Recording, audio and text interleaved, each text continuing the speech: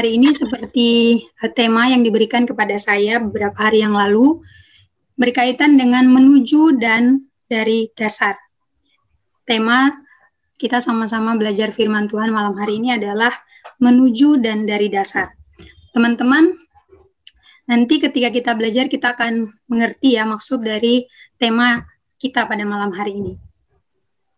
Malam hari ini kita akan belajar satu kitab secara utuh. Kalau dikatakan seperti itu, tapi kita nggak akan membacanya dari awal sampai terakhir, tetapi kita akan baca bagian demi bagian yang akan saya sampaikan. Jadi, saya akan minta bantuan teman-teman untuk membantu saya membaca ayat-ayat ini ya.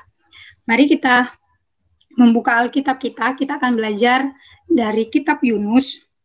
Teman-teman bisa buka Alkitab, Yunus pasal 1, ayat yang pertama dan ayat yang kedua.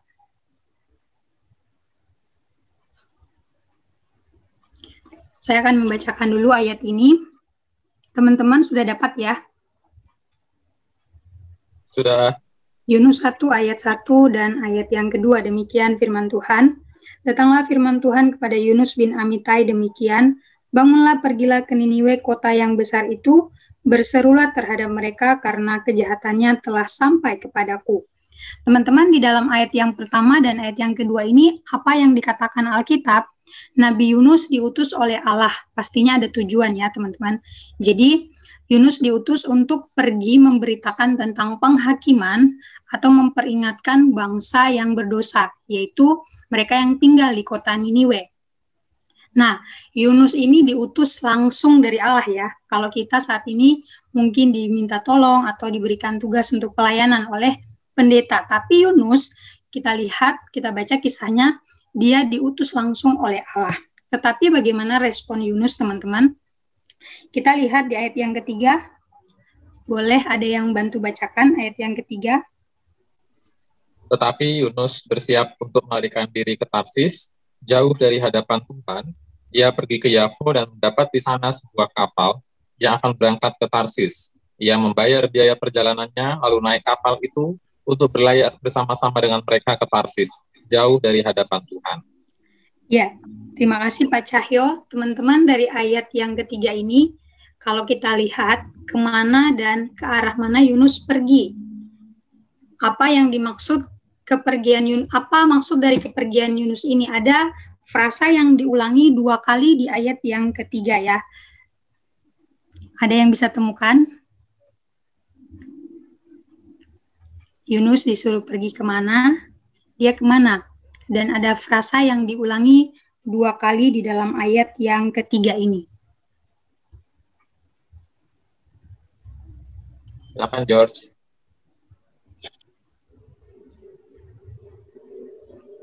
Ayo teman-teman.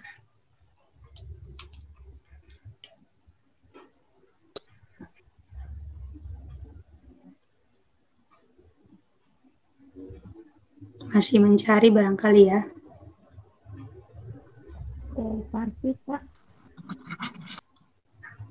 Pak Jessica?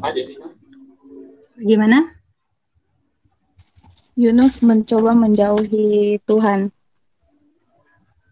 Oke, terima kasih ya. Jadi teman-teman, terima kasih Jessica. Benar ya yang disampaikan Jessica tadi. Yunus, teman-teman, dia melarikan diri ke Tarsis, ke arah barat. Nah, harusnya Yunus pergi ke Niniwe, itu di arah timur ya. Jadi bertolak belakang nih. Tuhan suruh Yunus ke Niniwe, tapi Yunus malah lari ke Tarsis. Maksudnya apa? Supaya dia jauh dari hadapan Tuhan ya. Kata frasa jauh dari hadapan Tuhan ini diulangi 2 kali dalam ayat yang ketiga ini. Jadi kita lihat respon Yunus, diutus Tuhan tapi Yunus tidak taat ya teman-teman. Saya akan bacakan bagian ini. Yunus melarikan diri dari tugas pengutusan Allah untuk pergi ke kota yang besar berdasarkan Yunus 1 ayat 2 tadi, yaitu Niniwe ya. Menurut Yunus 1 ayat 4 dan Yunus 1 ayat 7, apa yang mampu Allah lakukan? Jadi setelah Yunus tidak taat itu, apa yang Allah akan lakukan bagi Yunus ketika Yunus hambanya ini melarikan diri darinya? Teman-teman, di sini Alkitab memperlihatkan dalam tanda kutip ada satu kata yaitu besar ya, dalam 3 ayat di atas yang terlihat di slide saya ini. Apa yang dapat kita pelajari soal karakter Allah. Nah, dibandingkan juga dengan pengakuan Yunus dalam Yunus 1 ayat 1, Yunus pasal 1 ayat yang ke-9. Saya akan percepat saja ya teman-teman. Teman-teman bisa sambil melihatnya. Nah, di sini Allah mampu menghalangi pelarian Yunus atau Yunus mau kabur nih dari apa yang harusnya dia lakukan. Dengan mengirimkan apa, teman-teman?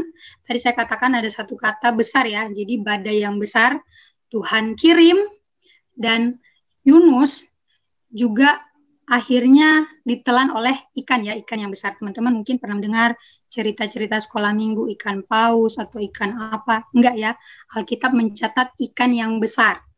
Nah, di sini kita melihat teman-teman Allah sungguh-sungguh maha besar. Dia melebihi badai yang besar itu dan ikan yang besar itu. Dan dalam hal ini Yunus nggak bisa membohongi atau menipu Tuhan. Dia mau kabur kemana nggak bisa. Sangat luar biasa ya teman-teman. Dia mau kabur dengan cara Tuhan mengirimkan badai. Kemudian Tuhan juga mengutus ikan yang besar untuk menelan dia harus tinggal di dalam perut ikan. Cara Tuhan, kalau kita nggak taat mungkin caranya akan berbeda. Kalau kita juga tidak taat kepada Tuhan. Ini cara Tuhan menghalangi Yunus untuk lari dari pelayanannya seperti itu ya. Teman-teman, ke arah mana grafik kehidupan Yunus ketika Yunus melarikan diri dari tugas pengutusan Allah. Dia semakin naik atau dia malah menurun. Mari kita perhatikan tahapan yang Yunus hadapi atau Yunus alami ya. Teman-teman, di Yunus pasal 1 ayat yang ketiga, jadi saya percepat ya, nanti kita akan ada sharing. Yunus 1 ayat yang ketiga dikatakan Yunus ke Yafo dan mendapat di sana sebuah kapal yang nantinya akan ke Tarsis. Nah, di ayat yang kelima, Yunus telah turun ke dalam ruang kapal yang paling bawah.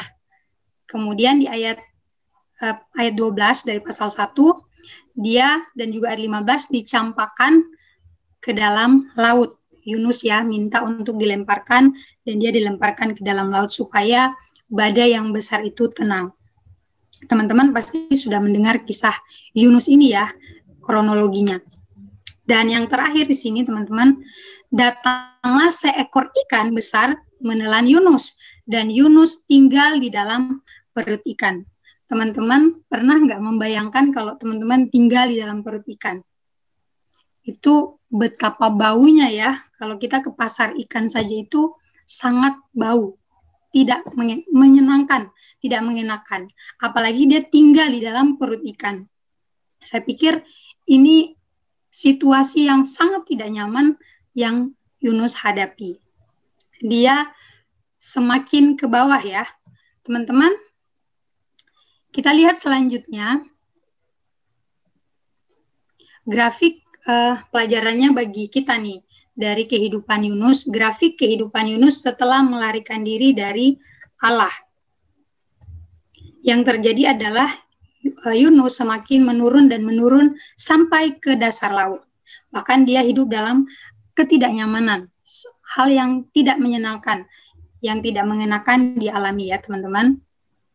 Berikutnya adalah, ini pelajarannya untuk kita nih, kalau kita melarikan diri dari Allah, dari panggilan Allah, Allah sanggup membawa kita turun, kehidupan kita itu terus ke bawah gitu ya, sampai ke dasar, mencapai dasar. Mungkin ada persoalan, pergumulan yang Tuhan izinkan kita hadapi. Tujuannya apa teman-teman? Supaya kita bertobat.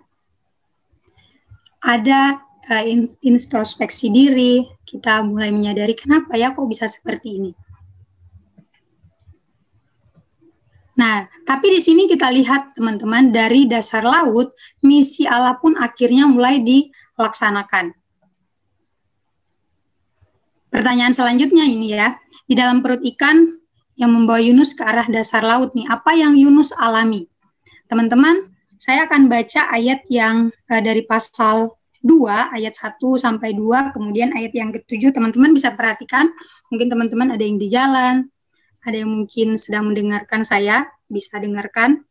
Yunus pasal 2 ayat 1 sampai ayat yang kedua, berdoalah Yunus kepada Tuhan Allahnya dari dalam perut ikan itu, katanya, dalam kesusahanku aku berseru kepada Tuhan dan ia menjawab aku. Dari tengah-tengah dunia orang mati, aku berteriak, dan kau mendengarkan suaraku. Ayat yang ke-7. Ketika jiwaku letih lesu di dalam aku, teringatlah aku kepada Tuhan, dan sampailah doaku kepadamu ke dalam bait-Mu yang kudus. Teman-teman, apa yang Yunus lakukan? Yunus mengingat Tuhan ya, di dalam pergumulan yang dia hadapi, dia berteriak kepada Tuhan, dia berdoa kepada Allah, dan Allah menjawab doanya. Ini dia sudah menuju ke dasar tadi dan apa yang Allah lakukan bagi dia. Teman-teman, apa yang menjadi komitmen Yunus dan apa yang Allah lakukan kemudian ketika dia sadari, walaupun belum selesai ya ceritanya, tetapi di sini apa yang menjadi komitmen Yunus di dalam ayat yang ke-9? Teman-teman, ada yang bisa bantu saya membacanya? Dari pasal 2, saya nggak akan sebut ya, seperti ngajar anak SMP gitu ya, dari teman-teman saja. Maksud saya nggak sebut nama gitu. Yunus pasal 2 ayat yang ke-9. Yunus pasal 2 ayat ke-9. Tetapi aku dengan ucapan syukur akan kupersembahkan korban kepadamu. Apa yang kunasakan akan kubayar. Keselamatan adalah dari Tuhan. Ayat 10 lanjut. Ayat 10, lalu berfirmanlah Tuhan kepada ikan itu, dan ikan itu pun memuntahkan Yunus ke darat. Oke, terima kasih Ko William. Teman-teman, di sini kita melihat ya, ketika Yunus berseru kepada Tuhan, dia mulai buat komitmen. Yunus berkomitmen untuk apa? Beribadah kembali kepada Allah, mempersembahkan korban dengan ucapan syukur dan membayar nasarnya. Dan Tuhan pun memerintahkan ikan untuk memuntahkan Yunus ke darat.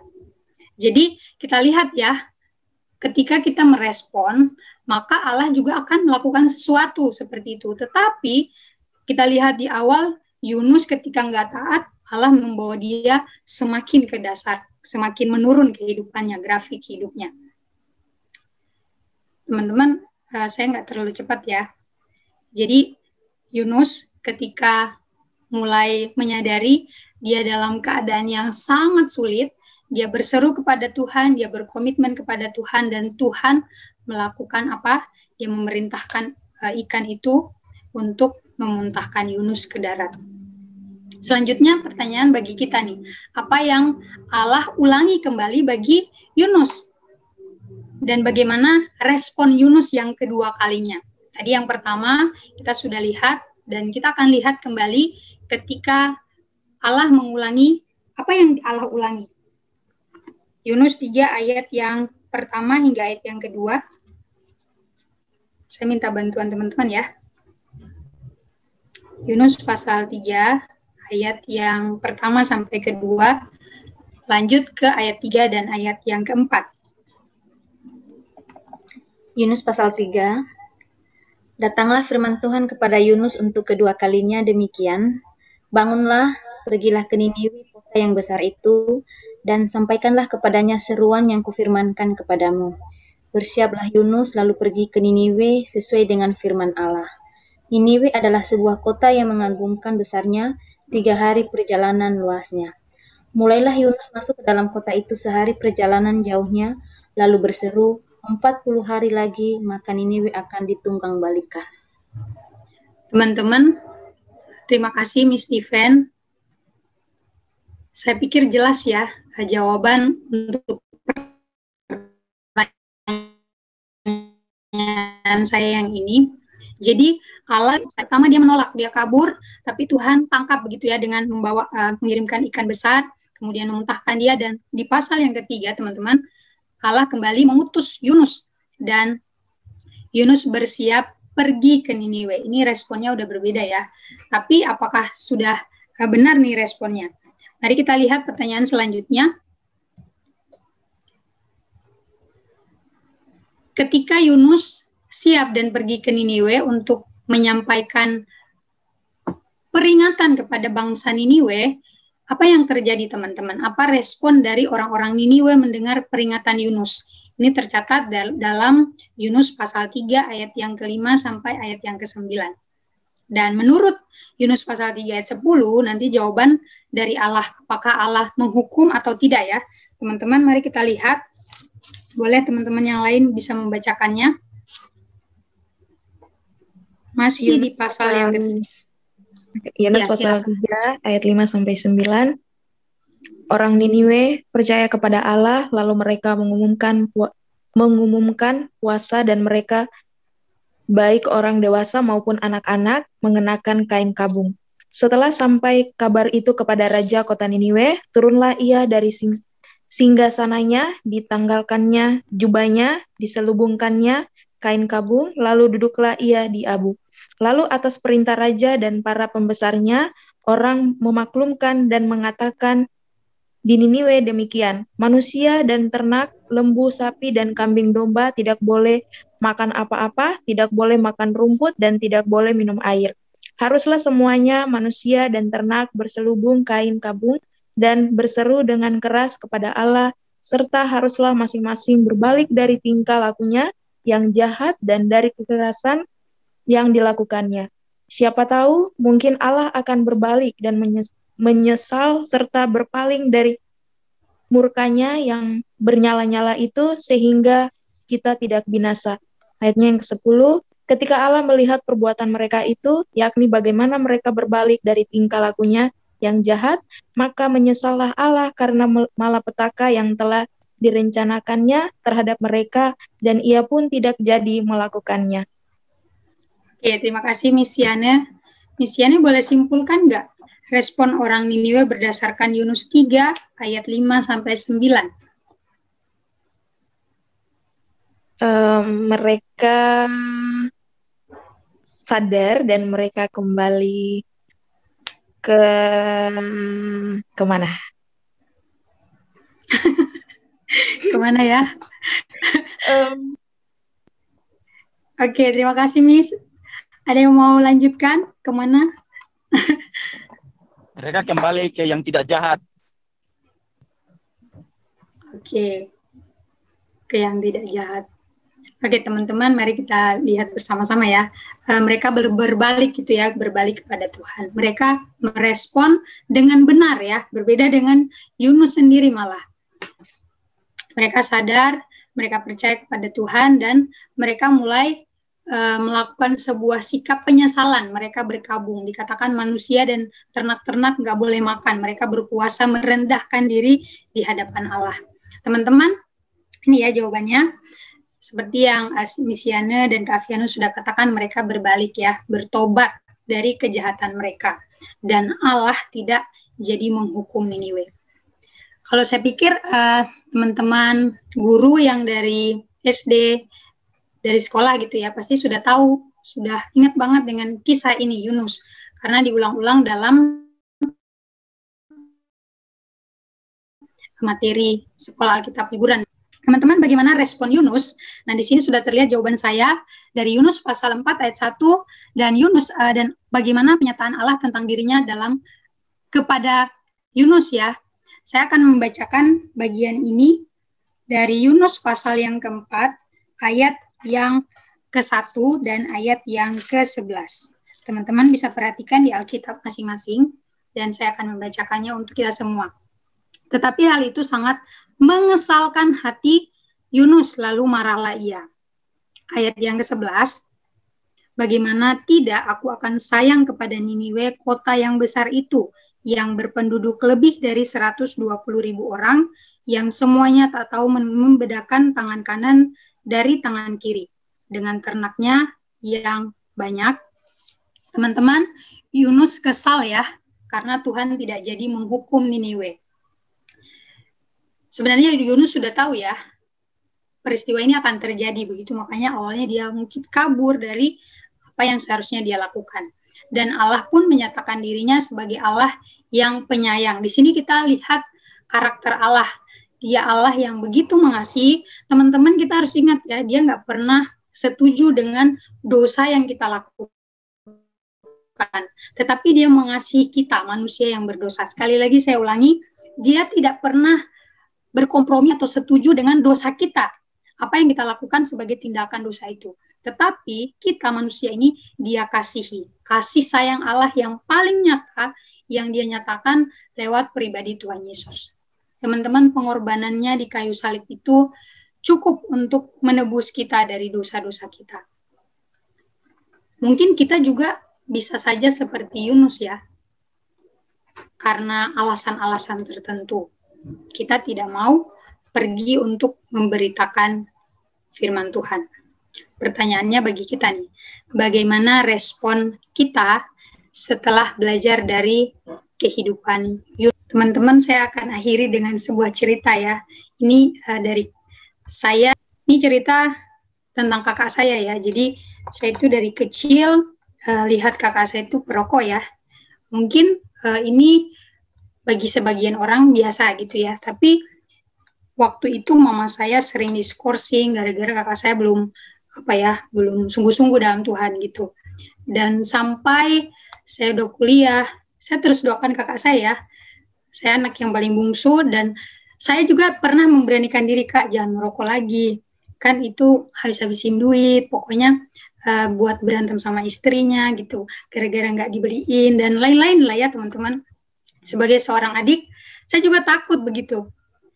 Tapi ada waktunya saya pernah berbicara seperti itu ya, dan saya mendoakan itu sejak saya masih sekolah minggu. Saya doakan kakak saya sampai saya udah di sini, dan kakak saya itu dibawa sampai titik terendah. Kenapa saya bilang titik terendah? Dia punya anak ketiga baru lahir, masih bayi, dan masuk rumah sakit. Kenapa teman-teman? Langsung pasang oksigen gitu. Dia sesak napas. Kemudian ini di rumah sakit umum ya. Kemudian dia ditanya, dokter bertanya kepada kakak saya, apakah uma-upanya batuk? Maksudnya karena tua begitu ya. Oh tidak, papa mama saya sehat-sehat. Apakah ada yang merokok di rumah? Itu pertanyaan yang mengagetkan kakak saya ya. Dan hari itu teman-teman, kakak saya itu kayak dia mau jawab kan dia yang merokok.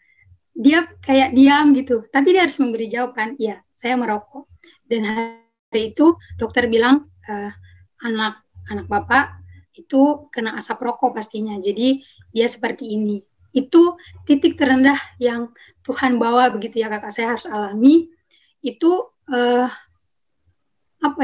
ponakan saya itu antara udah dibilang kritis begitu. Jadi kakak saya itu benar-benar yang oke, ini mungkin waktunya Tuhan begitu ya buat dia sadar. Dan sejak hari itu teman-teman, saya adiknya ya, jadi saya bersaksi dia paling nggak suka orang merokok di rumahnya. Kenapa? Karena anaknya itu ini ya orang merokok, asap rokok itu langsung berasa begitu sampai dia usia sekarang ya, anaknya yang ketiga.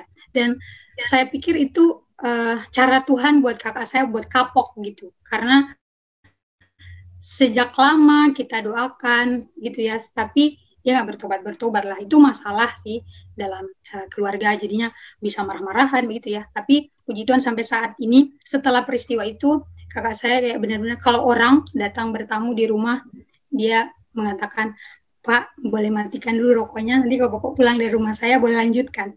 Jadi itu saya syukuri ya, setiap orang caranya dia ketemu Tuhan itu beda-beda. Ya mari kita terus doakan ya orang-orang yang kita kasihi, mereka juga sungguh-sungguh dalam Tuhan.